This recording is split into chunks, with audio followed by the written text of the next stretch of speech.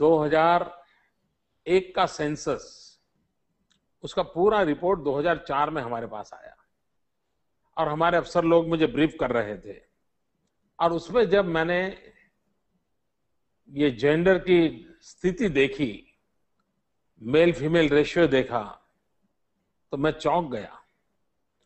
यानी मैं एक प्रकार से कांप गया था। मैंने सोचा कि ये समाज कैसे चल सकता है अगर 1000 लड़कों के सामने 700 प्लस लड़कियां हैं, तो संसार कैसे चलेगा? ये इम्बैलेंस क्या परिस्थिति पैदा करेगा। मोदी साहब के फेंकने की सीमा भी गजब है। फेंकना शुरू करते हैं तो भूल जाते हैं कि सच क्या है और झूठ क्या। आंकड़े भी बदल देते हैं। फेंकू कहता है कि 2001 में गुजरात में 1000 लड़कों के मुताबिक 700 लड़कियां थी, जबकि हकीकत यह है कि 2001 में गुजरात में 1000 लड़कों के मुकाबले 921 लड़कियां थी। महा झूठा मोदी अपनी बड़ाई करने में इतना आगे निकल जाता है कि झूठ बोलने के सारे रिकॉर्ड तोड़ देता है।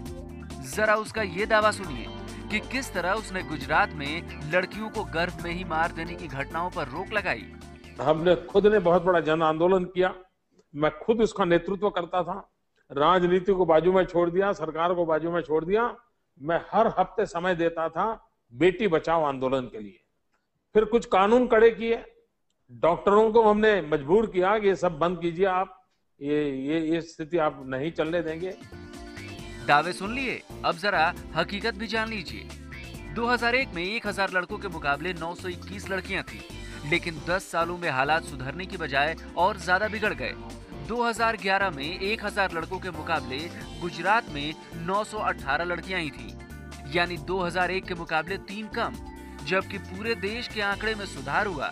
1000 लड़कों के मुकाबले लड़कियों की संख्या 933 से बढ़कर 940 हो गई। अब ऐसे झूठे आदमी को अगर पीएम बना दिया तो समझ लीजिए झूठ के बाजार को ये पूरे देश में कितना बड़ा बना देगा।